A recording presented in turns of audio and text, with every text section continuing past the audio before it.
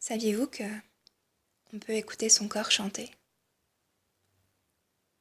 Pour la plupart d'entre nous, il est habituel, normal de faire des tentatives, avec plus ou moins de spontanéité et de savoir-être, pour accueillir, entendre, partager, échanger, bref, tenter de mettre en commun avec un proche nos ressentis, nos idées et parfois nos sentiments ou nos rêves. Nous sommes des êtres de relation, percevant plus ou moins intuitivement que, même si nous la maltraitons parfois, la communication est indispensable à notre existence, à notre équilibre de vie. Mais toute tentative de communication interpersonnelle s'appuie, ou est freinée, par la qualité ou la pauvreté de la communication intrapersonnelle, celle que nous pouvons avoir avec nous-mêmes. Aussi devient-il passionnant d'ouvrir de nouveaux chemins vers une mise en commun plus créatrice avec soi.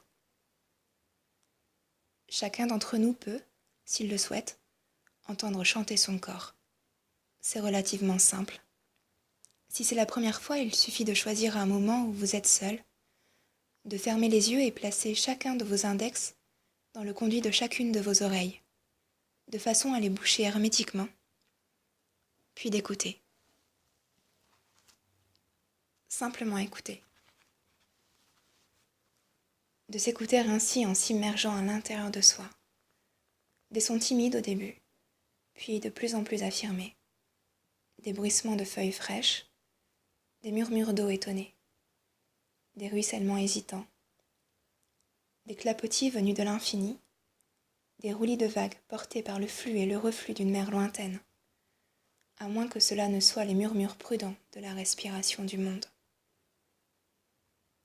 Vous entendrez des vibrations qui vous feront découvrir, comme à tous ceux qui ont fait cette expérience, que votre corps chante, qu'il produit une musique seulement audible pour vous, pour l'instant.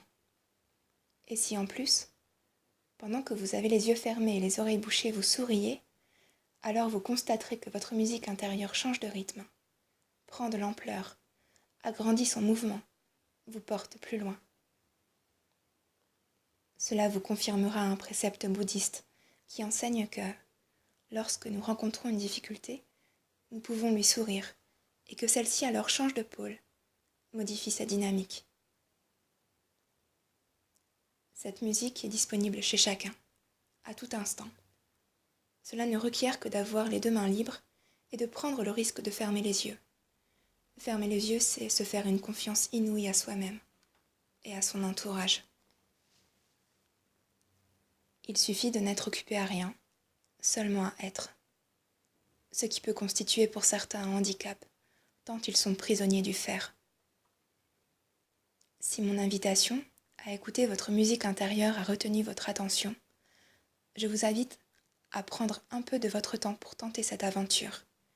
Et si vous êtes deux, installez-vous l'un en face de l'autre, yeux fermés, oreilles bouchées.